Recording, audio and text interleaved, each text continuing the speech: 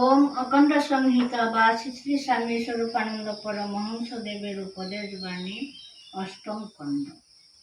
সংসারকে ডরাইও না।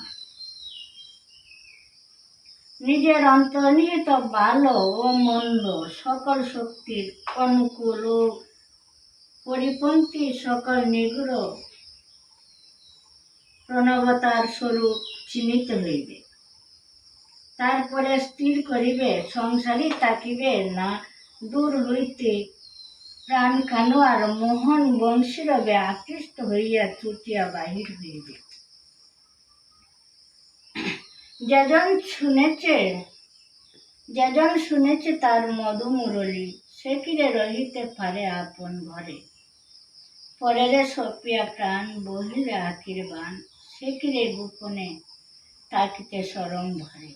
সে কিরে শুনিয়া ডাক নীরবে রহে, সে কিরে বুকের বোঝা সভয়ে বহে। প্রাণেরও যে প্রিয় তারে কাছে পেয়ে বারে বারে, সে কিরে ফিরায় লোক লাজের ধরে। ইহকাল পরকাল করে কি বিচার, অমল কমল ধরে করিতে আপন ঘরে।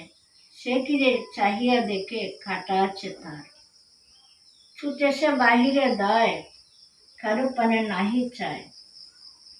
প্রাণ প্রিয়ের চরণ তলে লুটিয়া পড়ে, তার ডাক যে শুনে সে বেকুল হইয়া ছুটিয়া যায়। কিন্তু তপস্যার দ্বারা যার চিত্ত শুদ্ধ হয় নাই, তার কর্ণে সে অমোঘ বাণী আসিয়া পৌঁছে না, অর্থাৎ পৌঁছল সে তাহা শুনে না।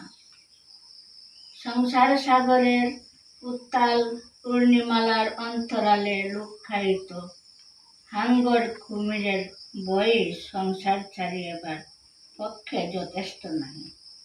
বয়কে জয় করিয়াও কোন সুখে আসক্তি তোমাকে যেখানে আটক করিয়া রাখিতে পারে, কিন্তু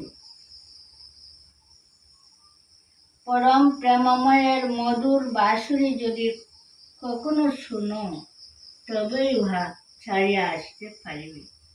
তাই বলি বাবা, তপস্বী হও, তপস্যার বলে শ্রবণ শক্তিকে বিকশিত করো। ভয় হেতু সংসার ছাড়িও না।